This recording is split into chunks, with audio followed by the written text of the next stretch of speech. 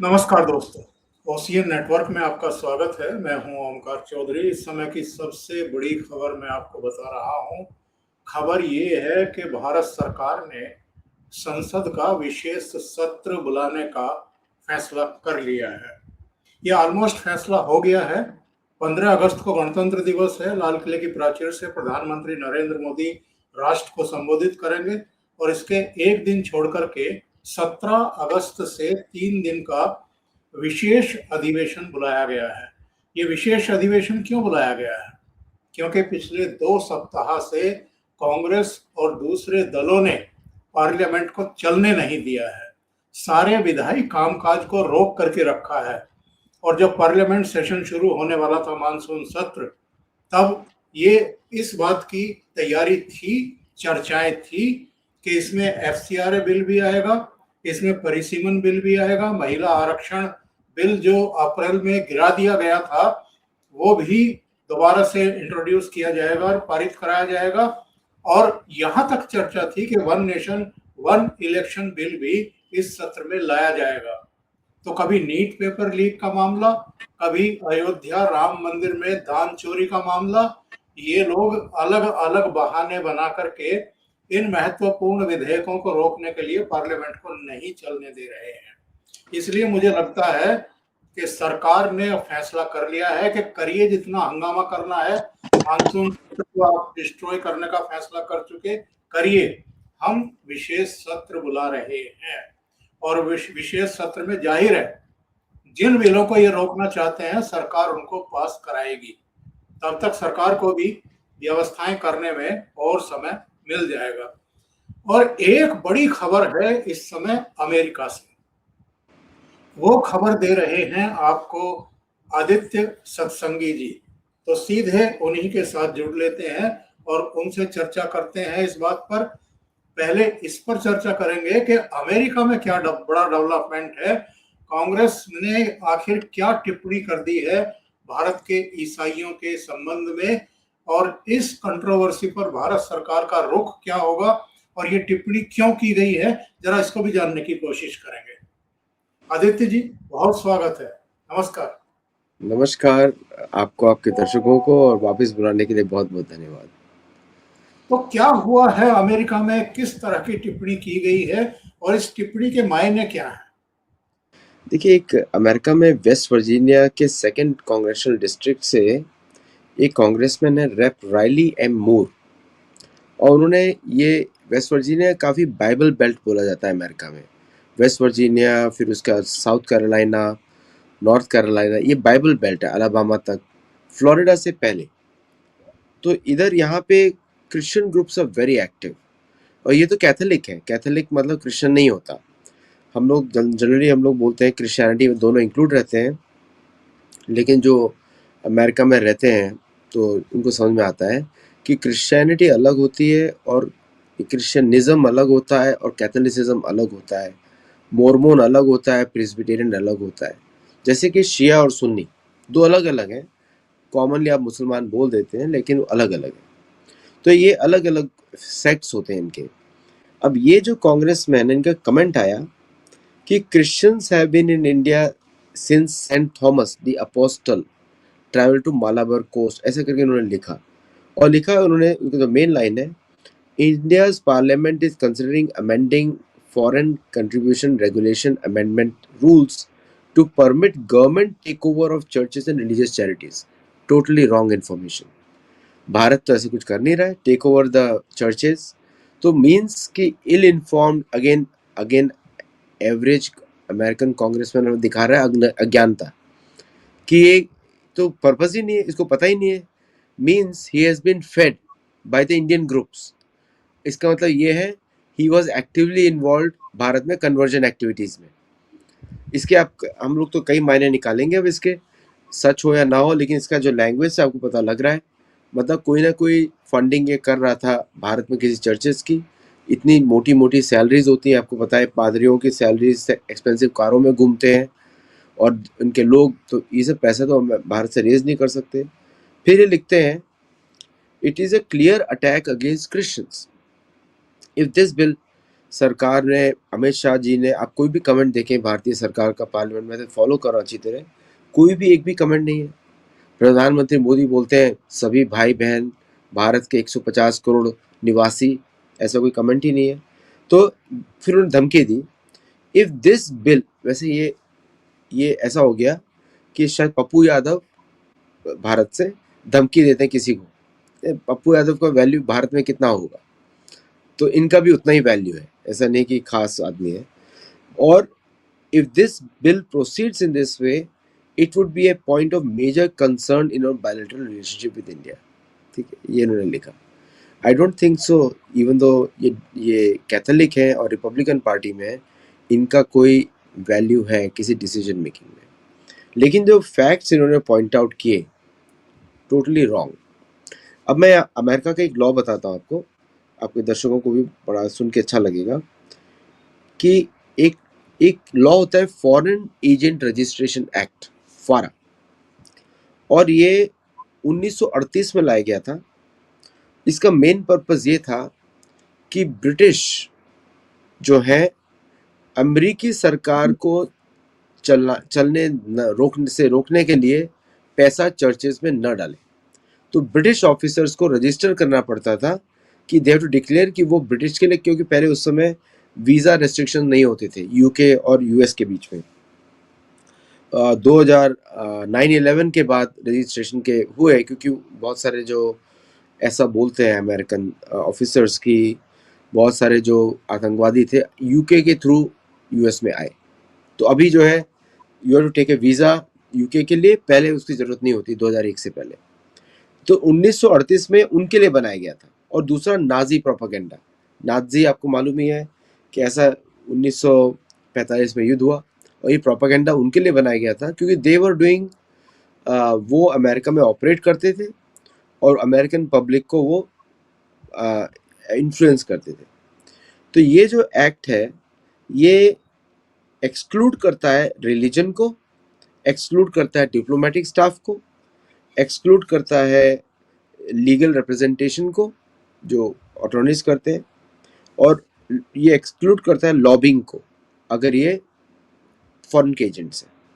ये अमेरिका का law is same like FCRA, कोई डिफरेंस ही नहीं है।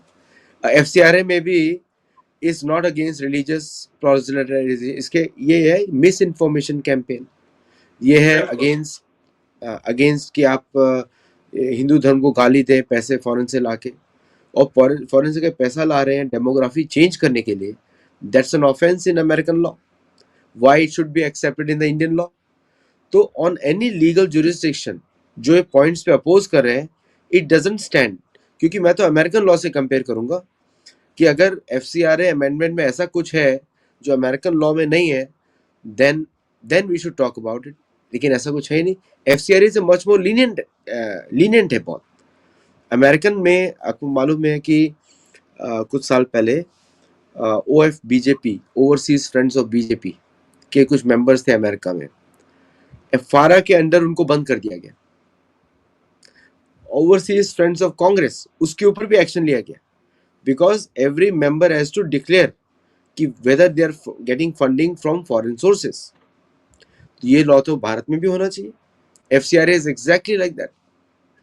तो दोगलापन हो गया एक तरीके से अगर आप अमेरिकन लॉ को और भारतीय लॉ को कंपेयर करें। आपके इस ट्वीट पर मैं एक कमेंट देख रहा था, ये नवरूप सिंह का है, और इन्होंने लिखा है कि मेरा अमित शाह को एक सुझाव है कि एफसीआरए संशोधन बिल 2026 में एक स्पष्ट प्रावधान जोड़ा जाए। इसमें ये कहा जाए कि इस एक्ट के तहत तय अथॉरिटी को संपत्तियां सौंपने से ऐसी पूजा स्थलों की प्रकृति या विशेषताओं में कोई बदलाव नहीं आएगा। साथ ही संपत्तियां सौंपे जाने के बाद भी ऐसे पूजा स्थल कानून के अनुसार अपनी धार्मिक गतिविधियां बिना किसी रुकावट के जारी रख सकेंगे। इससे भारत में बड़े पैमाने पर विरोध प्रदर्शन भड़काने के लिए चलाए जा रहे अमेरिकी और पश्चिमी प्रोपेगेंडा और गलत जानकारी फैलाने वाले अभियानों की पोल खुल जाएगी। साथ ही सुप्रीम कोर्ट में किसी भी चुनौती के दौरान इस संशोधन कानून का बचाव करना भी आसान हो जाएगा। तो एक इम्पोर्टेंट सुझाव है इनका वैसे। हाँ, एक्चुअली ये तो काफ़ी अच्छे लॉयर हैं, तो इनके सजेशंस लॉयर, मैं इसको थोड़ा प्रिंसिपल तरीके से, अलग तरीके से देखता हूँ। अगर आपने इलीगल तरीके से पैसा ऑब्टेन किया, आपने जिस पर्पस के लिए पैसा लिया, पहली बात तो पैसा नहीं लेना चाहिए। आपको लोकली भारत से पैसा रेज करना चाहिए। Why you need to raise money from foreign? क्या वो यूएस गवर्नमेंट सोर्सेज थे? क्या वो यूएस गवर्नमेंट सपोर्टेड चैरिटीज थी? क्या वो अमेरिकन टैक्स पेयर मनी था? इस पे क्लॉजेस लगने चाहिए। ठीक है, दिस कांग्रेसमैन ने अपनी सीट को अभी हिला दिया है कि अब इस ये ही ट्रम्प के विरुद्ध जा रहे हैं। अब ये बोल रहे हैं कि American tax payer money should be used in India for conversion purposes. मतलब जो एक्चुअल अमेरिका का डीप स्टेट सामने आ गया है। तो इन्होंने मतलब किसी सीआईए और किसी के कहने पे लिखा होगा ऐसा, बिकॉज ये फैक्चुअल तो बिल्कुल करेक्ट नहीं है जो भी लिख रहे हैं। ये इनकी सीट को खतरे में डाल देता है। मैं तो बिल्कुल चाहता हूं कि अगर इलीगली आपने पैसा लिया है चर्च बनाने के लिए, that property must go to the original owners of that land, जो अमित शाह जी ने प्रोविजन डाला है। That is the right language to use. क्योंकि इधर अगर भारत झुकेगा इनसे, तो ये एक्टिविटीज बढ़ने वाली है, कम नहीं होने वाली है। कि बिफोर लोग ऐसा बोलते हैं डीडॉलराइजेशन होगा, और मैं मानता हूँ ऐसा होगा, बिकॉज अमेरिका का ही प्लान है डीडॉलराइजेशन करेगा, तो वो तो होगा। वो समय पता नहीं हमको कब होने वाला है। आज होगा, कल होगा, 6 महीने में होगा, 10 महीने में होगा, we don't know. Till that time dollar का value is disproportionately against the purchasing power parity. Purchasing power parity का इक्विवेलेंट होता तो मैं उसको मान लेता। 100 रुपए, ₹100 का $1 इज डिसप्रोपोर्शनल, इसका कोई वैल्यू ही नहीं है, मतलब कि उस तरह का। सो दैट्स वाई वो सारी प्रॉपर्टीज जो ओरिजिनल अमेंडमेंट बिल में, वो वापस जानी चाहिए ओरिजिनल ओनर्स को। क्योंकि देखिए, कोर्स करके आदिवासी जमीन छीनी, उस काम के लिए फिर आदिवासियों को जमीन से निकाल दिया। फिर वहाँ पे आप महाराष्ट्र के अंदर जाइए, झारखंड में जाइए, मेरे को तो डायरेक्ट रिपोर्ट्स है मेरे पास, और मैं घूमता भी हूँ अपने कार्य के लिए उन जगहों पे। ऐसी ऐसी जगह हैं, एग्रीमेंट साइन करा लिया, बेचारों को पढ़ना आता नहीं है। वहाँ पे आपने चर्च बना दिया, वहाँ पे वो खेती नहीं कर सकते, जानवर नहीं डाल सकते, क्योंकि अभी फॉरेन एंटिटी के द्वारा ओन्ड है। तो अमित शाह जी ने नक्सलिज्म को जब उन्होंने बंद किया, उन्होंने एक्चुअल प्रॉब्लम देखी, इसलिए वो अमेंडमेंट बिल है। और ये बिल्कुल सही स्टेप है। और ये उसी जो नक्सल्स के विरुद्ध जो एक्शन था, नक्सल्स का आपको मालूम ही है कि किस तरह अमेरिकी फंड्स के द्वारा प्रमोट किया जा रहा था। अब अब आदिवासियों को चाहिए उसका पूरा उत्तर। आपने ठीक है, नक्सलिज्म खत्म कर दिया, अब हमारी जमीन तो वापस करवा दीजिए लीगली, क्योंकि these guys are still there. तो I think that's why FCRA provision में वो बहुत इंपॉर्टेंट है। तो जो लीगली जो चर्च चला रहे हैं, जिन्होंने अभी तक पैसा लिया है, उनके ऊपर प्रोविजन नहीं लगेंगे। बट जो जिन्होंने कोर्स करके जमीन ली है, मतलब दबाव में जमीन छीनी है, और जिस पर्पस के लिए छीनी थी, अब वो पर्पस वो कर नहीं, वो तो इलीगल हो गया। सो दैट्स व्हाई दैट जो भी अभी अमेंडमेंट है, it should go as it is in the parliament, मेरे हिसाब से। बट नवरूप सिंह तो बड़े लॉयर हैं, तो उनका जो लैंग्वेज उन्होंने बोला इसको चेंज करें, आई वो तो सरकार के पास तो बेटर लॉयर्स हैं, they will see what they have to do. उस पे मैं यानी कमेंट नहीं। अमेरिका में प्रोपेगेंडा शुरू हो चुका है। अभी तक दबे छिपे यहाँ लोगों को भड़काया जा रहा था, पार्लियामेंट ना चले, एफसीआरए बिल पेश ही ना होने पाए, पास ही ना होने पाए, इसके लिए पूरा जाल बिछाया गया था। अब आप थोड़ा सा अंदाजा लगा लीजिए कि ये जो हमारे विरोधी बछड़े कूद रहे हैं और पार्लियामेंट को नहीं चलने दे रहे हैं, इनकी डोर कहाँ से है। लेकिन जो मैंने आपको कहा था कि पास तो होगा, ये लोग रोक नहीं सकते। और इसकी वजह ये है कि इसके लिए 2/3 बहुमत नहीं चाहिए। ये कोई संविधान संशोधन नहीं है, ये सामान्य बिल है, और सामान्य बिल सामान्य बहुमत से पास होगा। और इस समय मोदी सरकार के पास लोकसभा और राज्यसभा दोनों जगह स्पष्ट बहुमत है। इस बिल को कोई रोक नहीं सकता। अगर ये लोग रोकने की कोशिश करेंगे विशेष अधिवेशन में, तो स्पीकर और सभापति के पास फिर ऑप्शन होगा कि आपने मानसून सत्र पूरा डिस्ट्रॉय कर दिया, बर्बाद कर दिया, कुछ काम नहीं होने दिया, अब हम आपको इस विशेष सत्र को बलि नहीं चढ़ाने देंगे, इनको उठा करके बाहर फेंका जाएगा। ये तय मान लीजिए आप, और उसके बाद फिर ये पास होगा। आदित्य जी, एक और घटना हुई है डोमेस्टिक मुद्दों पर आने से पहले। ये हूतियों ने आज हमारे एक कमर्शियल शिप को अटैक करके डुबो दिया है। ये कितनी सीरियस घटना है। अभी तक तो ये हो रहा था कि ईरान की तरफ से और जो वहाँ आईआरजीसी वगैरह है उनकी तरफ से कुछ शरारतें की जा रही थी। एक या दो बार अमेरिकी मिसाइलों से भी अटैक हुआ, लेकिन जहाज नहीं डूब रहे थे। जानी अभी तक हानि हो रही थी। हालांकि इस शिप पर जो क्रू मेंबर थे 10 या 11, उनको बचा लिया गया है जहाज के डूबने से पहले। लेकिन ये कितनी गंभीर घटना है और भारत सरकार के लिए एक कितना बड़ा अलर्ट है, क्योंकि इस जहाज पर भारत का ध्वज भी लगा हुआ था। ये तो बहुत सीरियस घटना है एक्चुअली।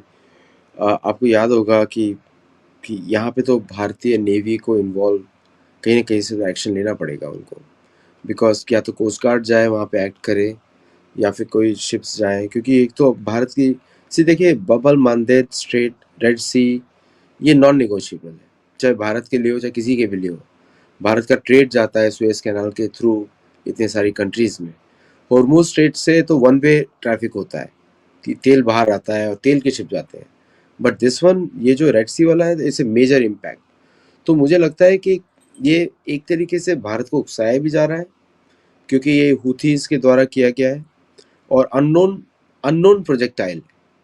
ये नहीं पता कि हुथियों ने मारा है या ईरान ने मारा है या किसी और कंट्री ने मारा है, वी डोंट नो। तो इसलिए इसका पहले तो इस पे पूरा आई थिंक एनालाइज करेंगे। और मुझे लगता है कि ये जो जहाँ तक मुझे लगता है कि ये अमेरिकी फैक्शन से कहीं कनेक्टेड है, ताकि भारत इस पचड़े में इन्वॉल्व हो कहीं ना कहीं से। ये डेस्परेट अटेम्प्ट है वेस्ट का कि भारत इस कॉन्फ्लिक्ट में जुड़े कहीं से। जैसे आपको याद होगा पर्ल हार्बर ने ब्रिटेन ने जापान को उकसा के पर्ल हार्बर करवाया था। So same type of technique यहाँ पे यूज़ की जा रही है। तो जब तक कि इसमें प्रॉपर इनपुट्स नहीं आते हैं भारत को, इस पर कोई एक्शंस होगा नहीं, मुझे ऐसा लगता है। क्योंकि ये जो प्रोजेक्टाइल आया ये आया नॉर्थ की तरफ से, ये स्ट्रेट के वेस्ट की तरफ से आया प्रोजेक्टाइल, नॉट फ्रॉम नॉर्थ। तो इसलिए मुझे थोड़ा संदेश यहाँ पे थोड़ा सोमालिया भी वहाँ पे कोस्ट पास में है, और ये भी कोस्ट है सोमालिया में, आपको मालूम है चाइनीज़ ऑपरेशन भी चलते हैं और अमेरिकन ऑपरेशंस भी हैं वहाँ पे। तो मुझे ऐसा लगता है किसी पायरेट्स को यूज़ करके कुछ करके इसको यूज़ किया गया है। जब तक इस पर प्रॉपर रिसर्च नहीं होगी भारत एक्ट नहीं कर सकता। तो मैं तो बस डायरेक्शंस देखे कहाँ से प्रोजेक्टाइल्स आए हैं, तो आजकल तो they can do round turn also, तो पता लग जाएगा, पता लग जाएगा। तो ये भारत के लिए बहुत ही इम्पोर्टेंट है। आई थिंक यहाँ पे भारत की नेवी को एक्सटेंड करना पड़ेगा, डिप्लॉय ऑलरेडी है डिप्लॉयड वहाँ पे। Indian navy is already operating in Oman और रेड सी में सोमाली लैंड में भी ऑपरेट कर रहे हैं, तो they will have to react here. और वापस अगर भारत आए तो ये जो विशेष सत्र बुलाया है मोदी सरकार ने 17 से 3 दिन का 20 अगस्त तक का, ये अगेन मैं कहूँगा कि एक जो बैकफुट पर धकेलने की कोशिश विपक्ष की है कि इम्पोर्टेंट जो बिजनेस है वो पेश ही ना हो पाए, पास ही ना हो पाए। आज भी किरण रिजिजू ने नेता प्रतिपक्ष राहुल गांधी से मुलाकात की, उनसे बात की, लेकिन लगता नहीं है कि वो टस से मस होने वाले हैं। 2 सप्ताह पार्लियामेंट सेशन के डिस्ट्रॉय हो चुके हैं ऑलरेडी, और कहने को इनके पास कुछ नहीं है। बातचीत भी नहीं कर रहे हैं, सिर्फ हाय हल्ला मचा रहे हैं। वेरी अनफॉर्चुनेट है किस तरह समय बर्बाद करें सबका, मतलब कि इनका सैलरीज कट होनी चाहिए, कुछ ऐसा होना चाहिए फॉर नॉट परफॉर्मिंग। बाकी लोग अगर ऐसा करें, सपोज करें कोई जॉब करता है, टाइम शीट एंटर करे और काम ना करे, तो उनको कितना परेशानी होती है, और ये लोग इस तरह बर्बाद कर रहे हैं, हल्ला मचा रहे हैं, तो दिस इज़ वेरी बैड। लेकिन एक बात है, देखिए जो सबसे इम्पोर्टेंट बिल्स अभी तो सरकार ने 3 तो बहुत ही इम्पोर्टेंट पास कर चुकी है, जो उन्होंने 3 ऑलरेडी दे पास। लेकिन मुझे लगता है कि FCRA will change the future of India अगर ये FCRA पास हो जाता है। ये इतना हेल्प करेगा, आपको बता रहा हूँ कि ये बहुत सारी आतंकवाद की जड़ ये FCRA ही है, और इसको ओपनली इसीलिए रखा गया है। आप सपोज करिए कि अमेरिका अलाउ करेगा पैसे को रिलीजियस कन्वर्जन के लिए, डेमोग्राफिक सबवर्जन के लिए, वो चर्च ऑफ इंग्लैंड को अलाउ नहीं करता, वेटिकन को अलाउ नहीं करता, तो हाउ विल दे अलाउ? तो इंडिया में क्यों अलाउ होना चाहिए? अगर भारतीय सरकार अपनी पॉलिसी बनाए हमको हर गांव में अमेरिका में हनुमान मंदिर खोलना है, I have to convert every single American into Hanuman भक्त, ये ऐसी बात हो गई। तो ये तो हमारे लोग तो सेक्युलर लोग ही कूद पड़ेंगे कि नहीं ऐसा नहीं होना चाहिए, but that's what they are saying. हमको हिंदू नहीं चाहिए अमेरिका में, भारत में, ये बोल रहे हैं एक्चुअली। हमको सिर्फ हमारे लोग चाहिए जो कन्वर्ट हो रहे हैं, और अगर यही लोग अमेरिका आएंगे ब्राउन समझ के उनको बाहर निकाल देंगे चर्च से। You are brown skin, you can not stay in the white church. तो ये सिर्फ रिजीम चेंजिंग ऑपरेशंस के लिए पूरा चल रहा है FCRA का, और आई थिंक ये अमेरिका की पॉलिसी दिखाता है। पहला export, first export is evangelism, second is democracy, third is dollar. उसके अलावा अमेरिका कोई एक्सपोर्ट नहीं है। आप कैलकुलेट कर लीजिए, चेक कर लीजिए। IT तो सेल्फ कंजम्पशन के लिए बनाते हैं, है ना। सो और क्या एक्सपोर्ट करते हैं? ऑयल, वो भी नेटिव अमेरिकन की लैंड है। So these are the 3 main exports. I think ये पास, मैं तो आपसे, अगर आपके तो बहुत कनेक्शंस है, बोलूँगा आपके तो कनेक्शंस यूज़ करिए, और this has to be emphasise कि इसको किसी भी हालत में पास करें भारत की सुरक्षा के लिए। बिल्कुल, बहुत बहुत धन्यवाद आदित्य जी, इतनी देर रात जुड़ने के लिए। अब अमेरिका में इस समय मेरे ख्याल से 2:30 बज रहे होंगे या 2 सवा 2 बज रहे होंगे, तो सवा आप दो। देर रात जाग करके और आपने ये अपडेट दिया है और बातचीत की है, आपका विशेष आभार। और दर्शकों से निवेदन है, आपको ये चर्चा अच्छी लगी हो तो लाइक का बटन दबा दें, वीडियो को शेयर करें और चैनल को सब्सक्राइब कर लें। आदित्य जी का चैनल है सत्योलॉजी, उसको भी सपोर्ट करें, सब्सक्राइब करें। थैंक यू आदित्य जी इस अपडेट थैंक के यू, लिए। Thank you so thank much. You. नमस्कार।